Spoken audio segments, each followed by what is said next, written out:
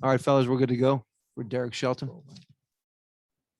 Shelty, what do you feel like was the big difference for Mitch between cruising through the first handful of batters and then that fourth? Yeah, I think it was location, just missing spots. And, first couple innings, he did a good job hitting his spots. And then as we've seen with this Reds team, you miss spots and they're going to do damage, and they did some damage.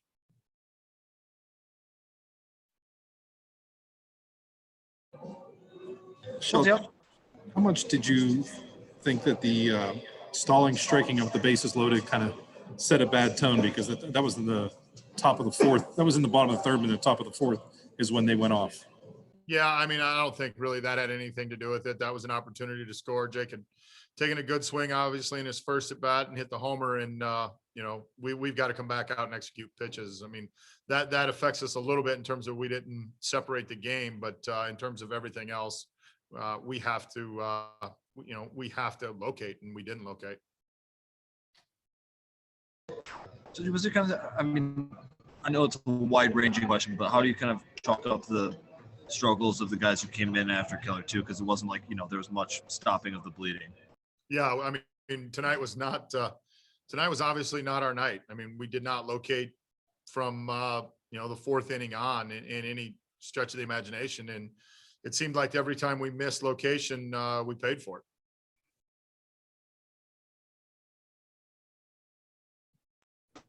Is there any way, we'll talk to Mitch too, but is there any way to explain kind of the change? Because it seemed like the first three innings he was locating, but in conversations with him or Oscar or anything like that, is there any way to explain sort of the big difference there?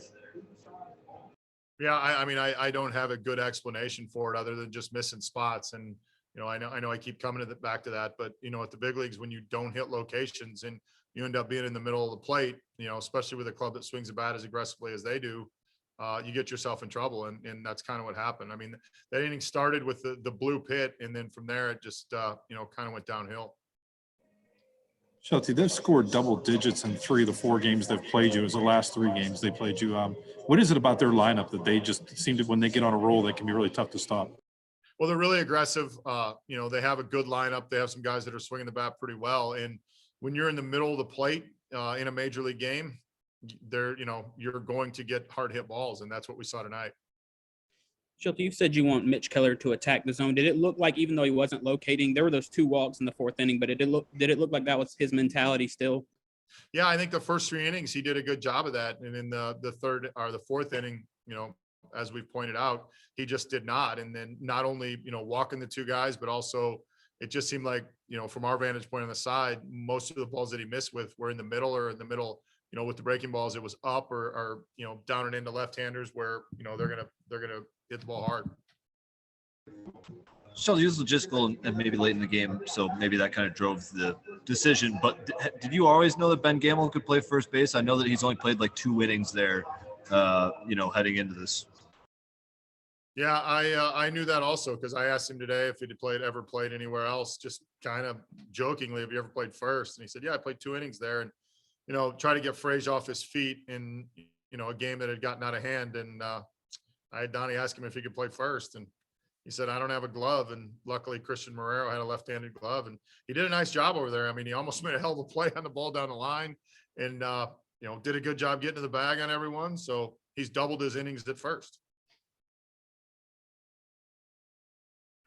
Eric, I wanted to ask about Luis Oviedo's end of his outing after the runs were scored and everything like that. Strikes out those last 2 guys after, I think you mentioned already, he just wasn't locating. Just what was your reaction from those last 2 strikeouts and something to take from that? Yeah, I mean, you take it away from it. Not, tough outing for the kid, but the fact that he was able to bounce back at the last 2 punch outs at the end, execute pitches. I mean, especially with the one, I think he went 3-0 and then fastball, and then 3-2 breaking ball, which is, he executed the pitch, which is a good sign. And I mean, obviously we still have things to work on with him and there's still development, but for him to be able to finish like that, I think was maybe one of the few positives in the game tonight. And just wondering your perspective from seeing people that aren't tier 1 on the field here for the first time. You know what I mean? We just got to see Troy Stokes taking pictures with his family, the parrot pack, all that stuff. What's it like to have been on the field and now finally more people are able to be around. Yeah, I think we're getting closer. I mean, I think everybody was excited that the national anthem happened on the field and we got to see the pierogi race. I mean, I think as we gradually go, we're getting back to a little more normalcy. So I'm a big fan of that. Anything else for Derek?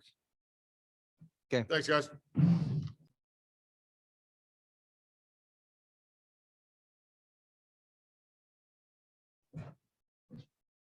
All right, everybody. Mitch Keller is here. Mitch, you seem to be cruising in the first couple of innings. What happened there in the fourth? Was there anything you can point to in that fourth? Was it just location? No, I don't really know. I think I just kind of fell behind a little bit here and there, and they just were looking for the pitch I threw, and they got a hold of them and just got hit around. Mitch Schulte said he thought you may have been missing a couple spots there in the fourth inning. Is there any? I imagine maybe you have to take some time to look back on it, but is there anything that you can kind of pinpoint in terms of like why that might have been happening, or why that control wasn't exactly there like it was in the first few innings? No, I mean, I have to go back and watch the game again to pinpoint exactly what's going on. But I mean, I felt really good. Felt like I was throwing the ball well. It just all started with a jam shot, broken bat, single, and just kind of spiraled out of control out of that. And I got to be better and stop the bleeding early.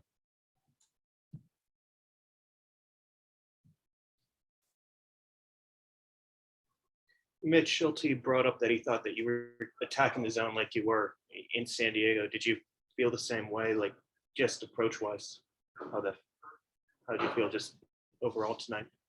Yeah, I mean, I felt really good attacking the zone, throwing all my pitches for strikes. Yeah, I mean, it's tough because I felt really good. I feel really good, like I'm in a good spot with all my pitches and everything like that. So it's just kind of tough to have that fourth go the way that it did.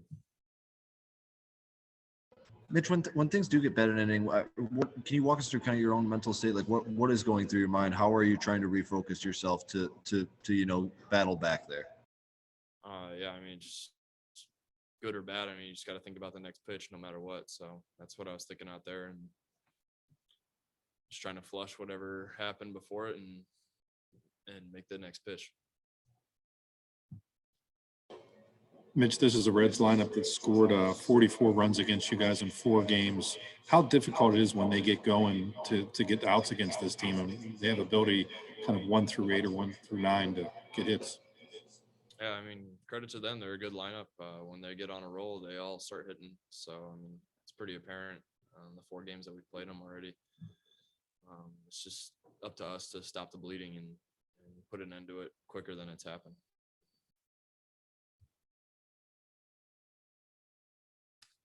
All good for Mitch? All right. Thanks, Mitch. Thanks, Thank guys. you. Thanks, Mitch.